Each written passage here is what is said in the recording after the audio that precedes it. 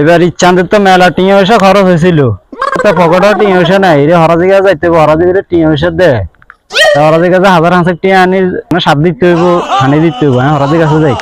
রহিম আপু কই? রহিম আপু তো আইসো না, আমি রহিমের স্বামী আইছি। আপনার রহিমের স্বামী? জি জি। জমি কত রূপ? তুমি 5 ঘন্টা। আচ্ছা ঠিক আছে, দেন এখানে সই দেন, ইসলামে সই দেন। গনি টাকা 3000 দিয়ে দাও, গনি টাকা 3000 নিচে দাও না। টাকা বুঝি পাইছো? ঠিক আছে দাও। হ্যালো ভাই, তোমার জমি কত রূপ? আমার জমি হয়েছে 10 ঘন্টা। মামুনি, মামু আসসালামু আলাইকুম। মামু মামু নতুন একটা ব্যবসা হয়েছে, মামা আনলো মেলা টাকা লাভ হইব। কি ব্যবসা? মামু এই যে এগুলো ইসলামের সৌদি টাকা দিয়ে তখন দান পাইবো, তখন একটা দান ওইগুলো দিতেন না মামু, কিন্তু কাড়ি আইলে চলে যাবো।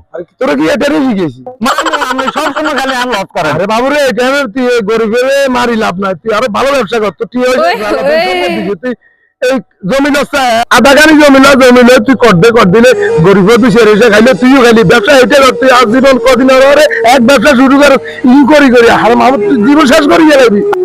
এরকম হাজারো লোক আছে যারা গরিবের রক্ত চুষে খায়, সুতরাং তাদের থেকে সাবধান।